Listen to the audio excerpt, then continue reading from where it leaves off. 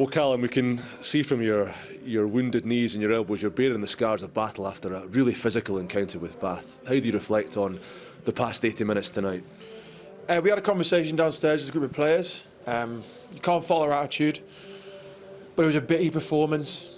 Bits here, bits there we were good at, but we let ourselves down a little bit so far as where we played the game. We know how effective they are in the 22. And when they're in there, they score tries. We let them in there too often with our mistakes, and then flip that on its head.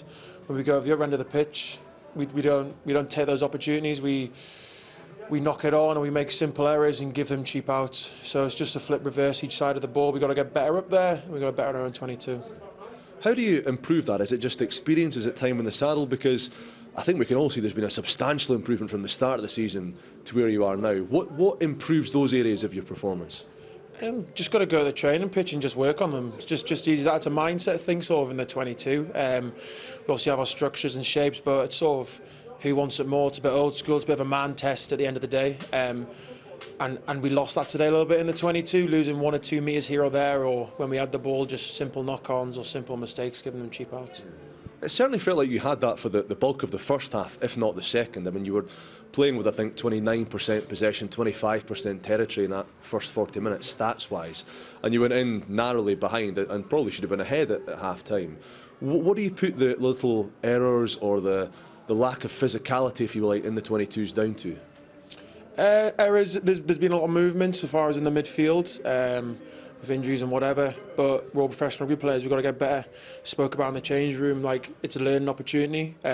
Away to Northampton this week, we have to make sure we're on it for 80 minutes. We haven't got the same squad as other teams have, so we've got to be on it for 80 minutes. We can't be bitty, we can't do bits and pieces there. We got excited by the challenge. As a group of players, you have to be excited by always being the underdog and always being sort of written off. We're making strides and people are seeing that, but people still don't expect much out of us, so we just got to keep going. Sure. I know how much this club in particular means to you as a local boy, as the captain. How hungry are you to attack the next few weekends? You've not got a massive squad. Most of the lads out there are going to have to front up and go again and deliver more over the coming weeks. Yeah, we got 2 Prem games, then we're back into the Challenge Cup. So yeah, it's a huge opportunity the next 2 games. I'd say we got Northampton, then Quins at home, but we'll take it game by game. Going down the Saints, I don't think the same Saints that were last year. So there's an opportunity there. We had a lot of reward there for the past 5 seasons. Obviously, the last couple not being great, but we went down there and won games. So why not this week? And then looking forward to the game after that, Quins up here. Hopefully get the atmosphere we had tonight. Same number down. It was amazing. So hopefully we can have that same again. But yeah, just focus on ourselves and make sure we get our stuff right. That's the most important thing.